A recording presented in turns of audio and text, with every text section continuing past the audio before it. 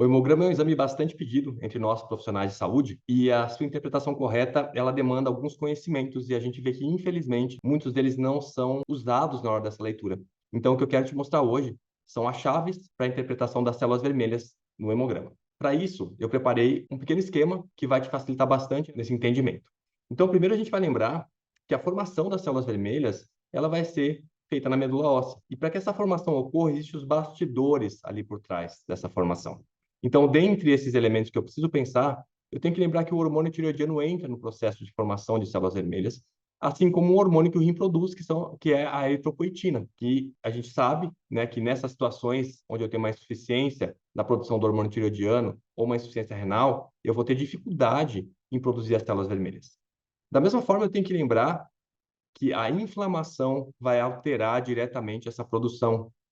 Isso é um dado muito importante, principalmente em momentos de infecção viral, bacteriana importante, onde eu vou ter, por vários motivos, uma redução das células vermelhas.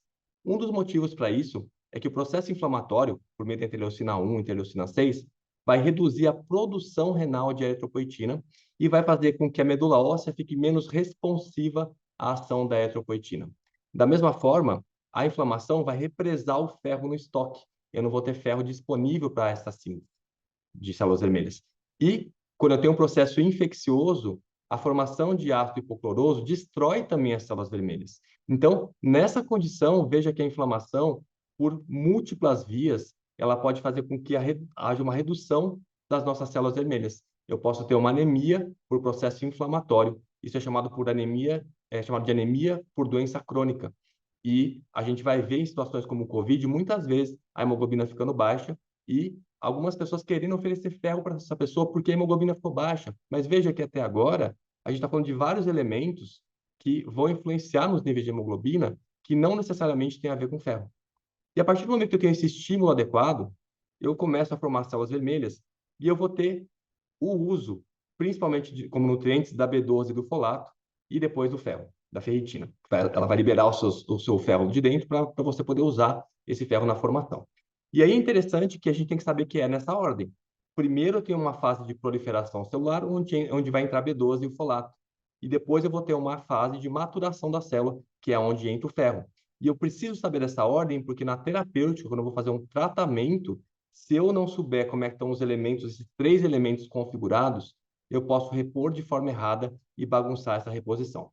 Bom, a partir do momento que eu tenho as células vermelhas circulando aqui, eu vou ter a necessidade de ter oxigênio para que elas transportem. Então, eu vou lembrar que a grande importância aqui, frente às células vermelhas, no contexto do meu olhar nutricional, é que elas transportam o oxigênio. E para isso, elas vão buscar o oxigênio nos pulmões. Então, com esse oxigênio capturado, eu vou entregar esse oxigênio para os tecidos. E esse é um dos pontos mais vitais do processo para entender os níveis finais de hemoglobina. Porque o nível final de hemoglobina, quando eu tenho uma nutrição adequada, vai ser determinado pelo grau de hipóxia do tecido, grau de hipóxia tecidual, como a gente chama.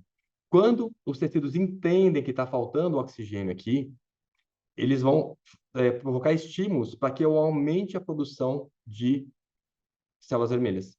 Então, quando eu tenho situações de hipóxia, de pouca oxigenação, eu aumento a produção de células vermelhas. Isso pode ser tanto na periferia, quanto ali na chegada do oxigênio nos pulmões.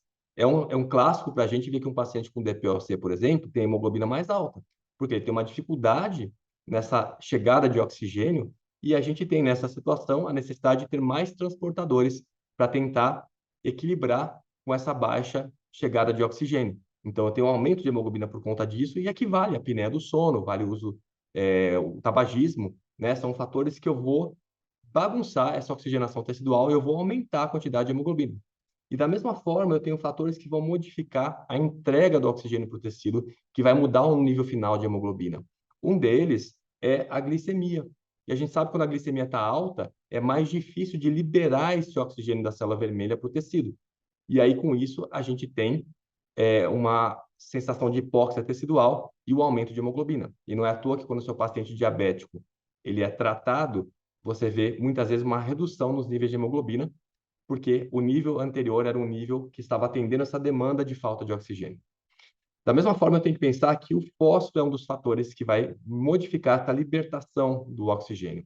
Aliás, essa libertação, ou essa ou esse segurar o oxigênio, ele é feito pelo 2,3-DPG, intraeritrocitário. Então, esse elemento aqui é quem vai determinar isso. Ele vai ser modificado por vários fatores, inclusive pelo nível de fósforo. O caso clássico para a gente é o fósforo alto, que a gente vê, por exemplo, no paciente com insuficiência renal. O fósforo alto facilita essa liberação de oxigênio e, com isso, o tecido mais oxigenado vai ter uma demanda menor de células vermelhas e elas abaixam. Mesmo que você reponha a eritropoetina para esse paciente com doença renal, a gente vê que ele mantém o nível de hemoglobina mais baixo que outras pessoas, porque se ele tem uma hiperfosfatemia, ele vai liberar mais facilmente esse oxigênio e ele não vai precisar de tantas células vermelhas. O pH também interfere. A gente sabe que numa acidose, por exemplo, é como se o corpo tivesse numa produção maior de lactato e para ele sair da célula vai um H+, então eu tenho uma acidificação maior, é como se a via aeróbia tivesse comprometida. Então eu libero mais oxigênio também para que eu possa atender a essa demanda de produção energética. Eu tenho que lembrar que depois das células vermelhas formadas, eu posso ter perdas. Então o sangramento é o exemplo mais importante. E se eu tenho suficiência de nutrientes e uma adequação aqui na produção da medula óssea, eu consigo repor essa perda. Senão, eu não consigo, ou se a perda é muito intensa, eu também não consigo. E vale a pena lembrar também que nós temos condições mais patológicas, por exemplo, que vão aumentar a destruição dessas células vermelhas, onde vai aumentar o meu grau de hemólise. E com isso eu vou aumentar a produção de bilirrubina indireta, que é o que a gente vai ver aqui nessa condição. E não está no esquema, mas o sequestro do baço vai ser um dos elementos que vai contribuir também para baixar a quantidade de hemoglobina em algumas situações mais patológicas. Então, esse é o nosso esquema, para que você possa se lembrar que, ao olhar para a hemoglobina, a gente não pode olhar apenas para ferro, B12 e folato. Eu tenho que olhar para todo esse conjunto ao mesmo tempo, para que a nossa visão seja uma visão mais assertiva nessa interpretação de exame laboratorial.